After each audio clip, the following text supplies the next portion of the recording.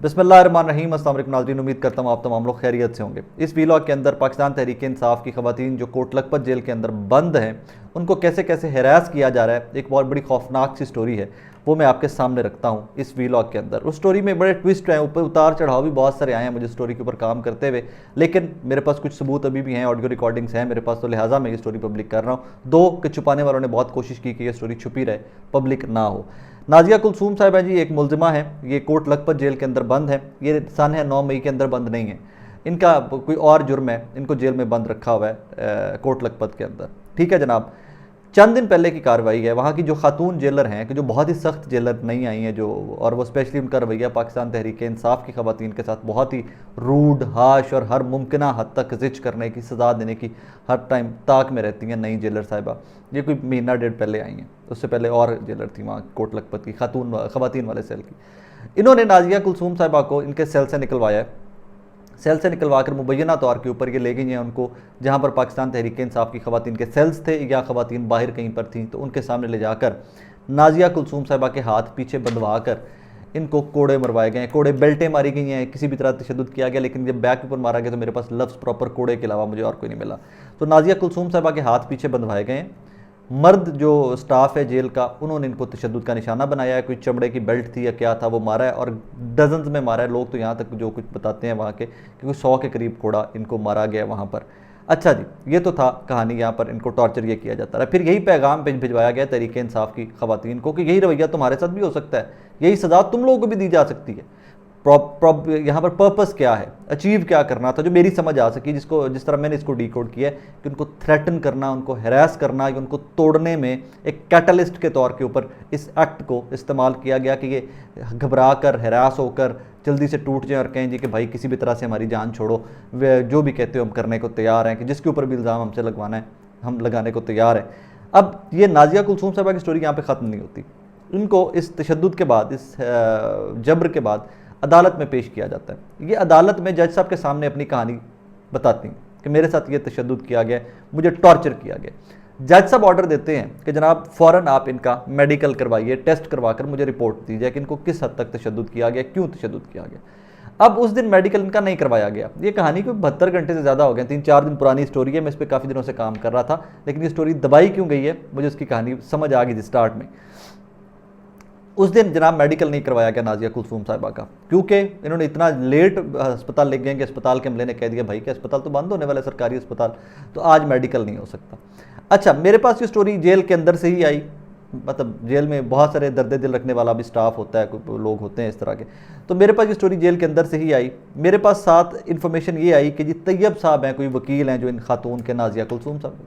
मैंने तैयब साहब से रब्ता किया, मैंने कहा जी आपकी क्लाइंट हैं नाजिया कुलसूम? जी हैं। मैंने कहा तशद्दुद हुआ है उनके ऊपर? जी बिल्कुल हुआ है। अच्छा, मैंने कहा यार तो उसकी कोई एफआईआर की कॉपी मुझे दें, और वो जो आपके पास ऑर्डर हैं कोर्ट के, जो कोर्ट ने कहा कि इनका मेडिकल करवाया जाए, please share with me, I want to break the news. ये इंसानी हुकूक की खिलाफ वर्जी है, ख़वातीन के ऊपर यूँ तशद्दुद करना और बाकियों के सामने तशद्दुद करके हरास करना, ये जुल्म है, जबर है, let's raise voice against it. उन्होंने मुझे कहा सबसे पहले तो ये बताइए वो स्टोरी कहाँ से आई है। मैंने कहा जी मुझे जेल से ही आई है, मतलब जिसके ऊपर तशद्दुद होता है उसके राइट लेफ्ट के कोई दर्द दिल रखने वाले लोग होते हैं, तो ऑब्वियसली मैं आपको सोर्स तो नहीं बताऊंगा मेरे पास कैसे पहुंची है, लेकिन स्टोरी आ गई मेरे पास। आप मुझे कल तक का टाइम दीजिए, मैं आपको डॉक्यूमेंट्स देता हूँ, मुझे तैयब साहब ने कहा। उसके बाद मुझे डॉक्यूमेंट्स नहीं दिए गए, मल्टीपल टाइम्स मैंने कॉल की, तैयब साहब ने मेरा फ़ोन नहीं उठाया। कहानी ये है जनाब कि तैयब साहब जो हैं, तैयब साहब फरहाद अली शाह साहब के चैम्बर में वकील हैं, उनके एसोसिएट हैं।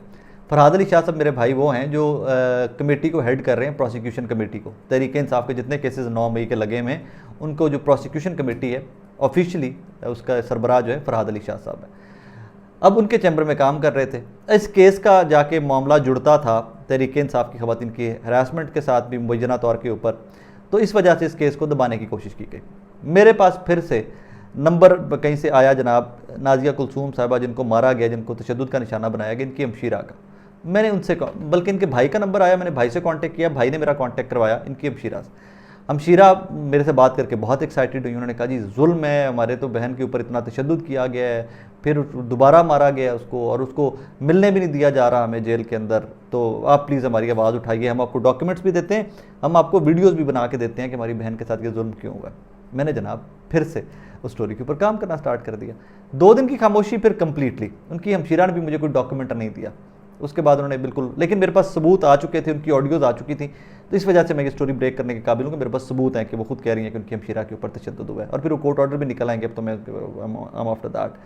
अब इसमें सारा कैच क्या था इस सारी स्टोरी के अंदर? कैच ये था कि इन बज़ाहिर या मुबैना तौर के ऊपर जो मुझे बताया जा रहा है कि इनको तशद्दुद का निशाना सिर्फ एक चीज़ के ऊपर बनाया गया है कि जनाब तहरीक इंसाफ की जो ख़वातीन हैं उनके सामने इनको मरवाया जाए, उनके सामने इनको तशद्दुद का निशाना बनाया जाए, और साथ उनको बताया जाए कि यू आर नेक्स्ट, तुम्हारे साथ भी ये हो सकता है, और ये हुआ है। उनको बताया गया है कि भाईजान you could be the next, तुम इंसान बन के रहो यहाँ पे, ये किया तो ऐसे कर दूंगी, ये किया तो ऐसे कर दूंगी, और उनके सामने मिसाल या उनके सामने हरास करने के लिए कुर्बानी दी गई है नाज़िया कुलसूम साहिबा की।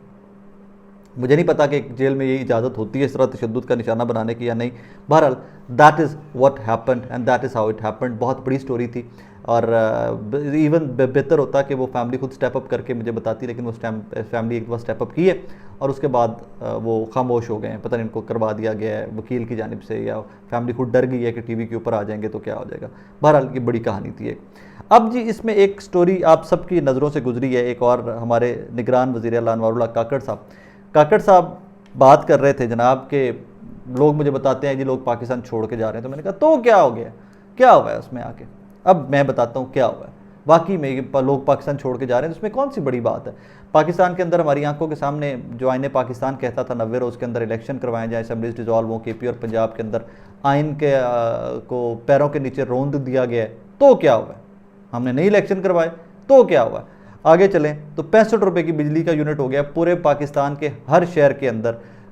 पाकिस्तानी जो हैं वो सरापा एहतजाज है, तो क्या हो गया, करते रहें एहतजाज, क्या फ़र्क पड़ता है। मतलब अब बिजली इतनी महंगी हो गई है कि जिस घर में बिजली जल रही होगी रात को बल्ब जल रहा होगा, उसका मतलब है कि ये कोई अमीर तरीन आदमी है, ये कोई बहुत साहिब इस्तात आदमी है। बिजली इस मुल्क में इतनी महंगी हो चुकी है, तो क्या हुआ है। मतलब काकड़ साहब के नज़दीक तो क्या हो गया, सो व्हाट।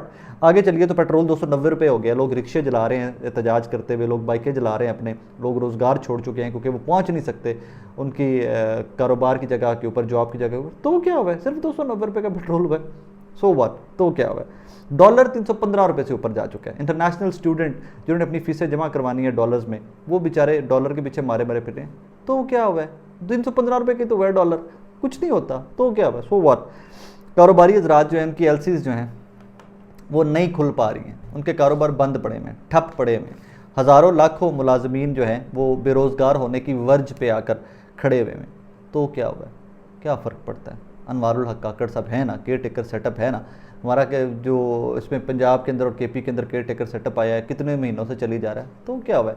आइन क्या हुआ, महंगाई क्या हुआ, ब्रेन ड्रेन क्या हुआ, फ्यूचर का कोई प्लान नहीं है, तो क्या हुआ। आपकी बिजली की मज़ीद महंगी होगी, पेट्रोल मज़ीद महंगा होगा, तो क्या हुआ। That's the country you live in, deal with it. Kakar साहब इज़ प्राइम मिनिस्टर, उनको क्या फ़र्क पड़ता है कि आपकी ज़िंदगियों में आपके साथ क्या हो रहा है। कुछ भी नहीं हो रहा, क्योंकि काकड़ साहब के साथ कुछ भी नहीं हो रहा, तो क्या हुआ। काकड़ साहब मुल्क तबाही के दहाने पर जाकर खड़ा हुआ है। खुदारा आइंदा के बाद हमें तो क्या हुआ मत कहिएगा। सोल्यूशन नहीं दे सकते तो कम से कम खामोश रहिएगा। आपको पता नहीं है कि आप किस तरह की स्टेटमेंट्स हमारे ज़ख्मों के ऊपर किस हद तक नमक छिड़कती हैं, तो क्या हुआ हमें मत बताइएगा, खामोश रहिएगा, या आज के बाद हमें ये कम से कम बिल्कुल ना कहिएगा तो क्या हुआ। क्योंकि जब लोग एहतजाज कर रहे होते हैं, जब लोग सड़कों के ऊपर निकल रहे होते हैं, और जब चीज़ें आउट ऑफ कंट्रोल हो रही होती हैं, तब आप लोग ये आकर हमें कहते हो कि जी तो कैसे हो गया। Please don't do that. Look after yourself, अपना बहुत सारा ख्याल रखिएगा, दुआ में याद रखिएगा। अल्लाह।